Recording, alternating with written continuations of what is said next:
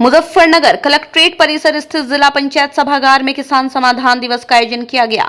इस दौरान अपर जिलाधिकारी सहित विभिन्न विभागों के वरिष्ठ अधिकारी मौजूद रहे।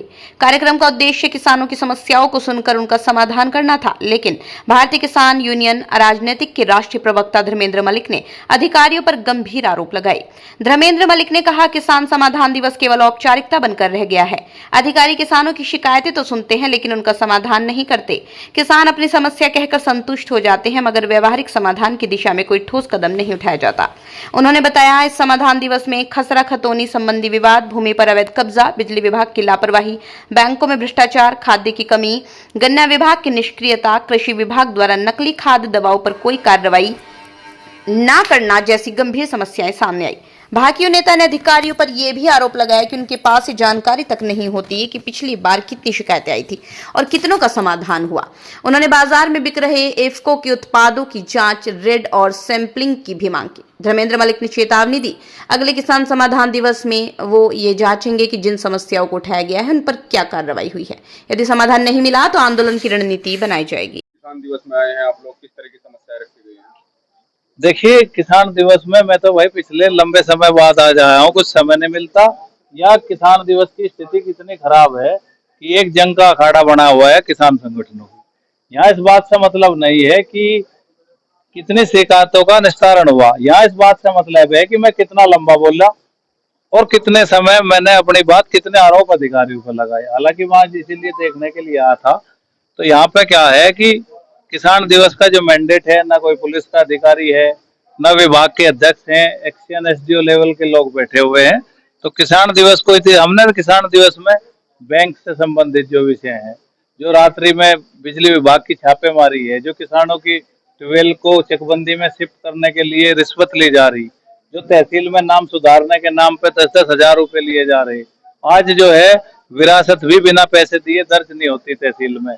और दाखिल खारिज तो आप छोड़ दो, जब तक आप पटवारी को पैसे नहीं दोगे दाखिल खारिज तो हो ही नहीं सकता। लेकिन जो विरासत है, पिता की मृत्यु के बाद जो बेटे को जमीन मिलती है, वो भी जब तक पैसे नहीं देंगे तब तक नहीं मिलती।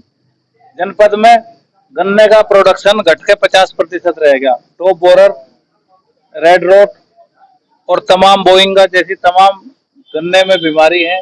गन्ने का प्रोडक्शन हर साल गिरता जा रहा और दवाई किसानों की जो कंजप्शन थी वो 3 गुना बढ़ गई। यानी कि 3 गुना ज्यादा लागत लगाने के बावजूद भी गन्ना नहीं बचा पा रहे और विभाग जो है हाथ पे हाथ धरे बैठा। विभाग की कोई डायरेक्शन नहीं, कोई रिसर्च पेपर नहीं। जो दुकान वाले हैं कीटनाशक बेचने वाले, उनके सलाह पे हम आज खेती कर रहे। तो दुर्भाग्य है कि जो विभाग को काम करना चाहिए, जो कृषि विभाग को काम करना चाहिए, केवीके को काम करना चाहिए, वो कोई काम नहीं है। किसान की उत्पादन लागत घट रही है और फसल जो है का उत्पादन घट रहा है, तो इससे किसान जो है लॉस में जा रहा है। तो जो तहसीलों में भ्रष्टाचार की शिकायत भी आपने की है, खनन पर भी आपने बात की है, तो क्या किस तरह? हर तहसील में खनन है। कोई ये मैं कैमरे के सामने कह रहा कि किसान अगर 2 ट्रॉली मिट्टी भी ले जाएगा तो उसमें जुर्माना 50,000 होगा। और पूरी रात जेसीबी चल रही हर क्षेत्र में, हर कस्बे के बराबर में एक गांव है जहाँ पे पूरी रात खनन होता है। आप अधिकारी को शिकायत करते रहो, पहला फोन उठाएगा, उसके बाद फोन ही नहीं उठाएगा। और अगर आप व्यक्तिगत ज्यादा करोगे तो आप पे रिश्वत मांगने के आरोप लगेंगे। तो जो संभ्रांत लोग हैं वो इस विषय को ज्यादा उठाना भी नहीं चाहते। लेकिन हमारा ये है कि अगर किसान पे इतना प्रतिबंध है तो दूसरे लोगों पे भी होना चाहिए। दूसरा एक समस्या और हो रही, लंबी गहरी खुदाई करने से दूसरे किसान की मिट्टी टूट के उसके खेत में गिर जा रही, तो आपसी झगड़े भी हो रहे।